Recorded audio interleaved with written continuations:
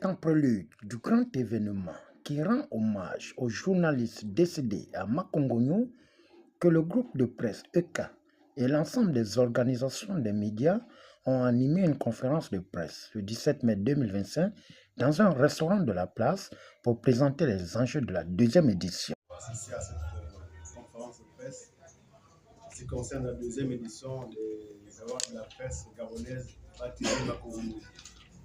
Il vous souviendra que l'année dernière, en 2024, nous avions lancé la première édition par une conférence de presse à l'hôtel Excellence de Libreville. Là également, nous lançons la deuxième conférence de presse de la deuxième édition des awards de Makongogno. C'est un événement national qui consiste d'abord à rendre hommage à nos confrères disparus lors du crash d'hélicoptère le 28 juin 1985 à Makongogno, là où ceux-là qui ont plus de 20 ans d'expérience dans le métier. Il y a un autre prix également, les 4 heures qui rentreront en compétition au cours de cette deuxième édition.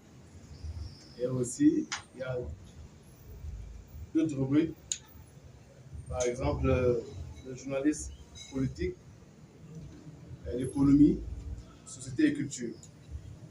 Donc voilà un peu planter le décor de cette deuxième édition qui va se dérouler du côté du Beach Club au niveau de la Sablière. Donc nous quittons le Radisson Blu pour la première édition pour le Beach Club au niveau de la Sablière pour la deuxième édition.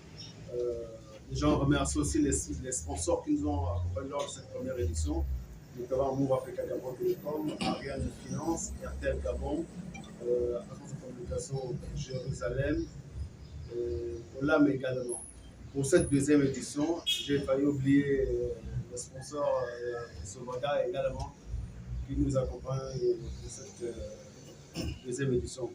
Après avoir planté le décor devant la presse par l'initiateur Thierry Mibale et Kouare, en fixant les objectifs et les enjeux, Brice Ntoutoum, membre du panel, a fait le point sur les critères de participation. Le travail des médias, médias publics, médias privés, est scruté depuis le début de l'année par un jury qui vous observe, qui observe votre capacité de production, qui observe vos plumes, la qualité de vos plumes, peut-être sans vous le dire, mais on vous observe, on nous observe, votre façon de faire. Et c'est à partir de ces notifications et ces notations-là qu'on détecte que tel a tel talent, tel peut être primé. On n'a pas demandé que vous payez 20 000 francs pour déposer un dossier, c'est pas de cela dont il est question ici. Je crois que c'est beaucoup plus l'objectif. L'un des objectifs recherchés, c'est l'amélioration de la qualité de notre travail. Parce que vous-même, vous savez ce qui se fait aujourd'hui dans notre corporation. Parfois, certains de nos aînés ne se retrouvent plus. Il y a beaucoup de choses qu'il faut dénoncer. Je crois qu'une telle plateforme est là pour nous permettre de nous améliorer dans la qualité de production. L'idée vient d'un confrère. La solidarité ne doit pas venir d'ailleurs si ce n'est que de nous-mêmes.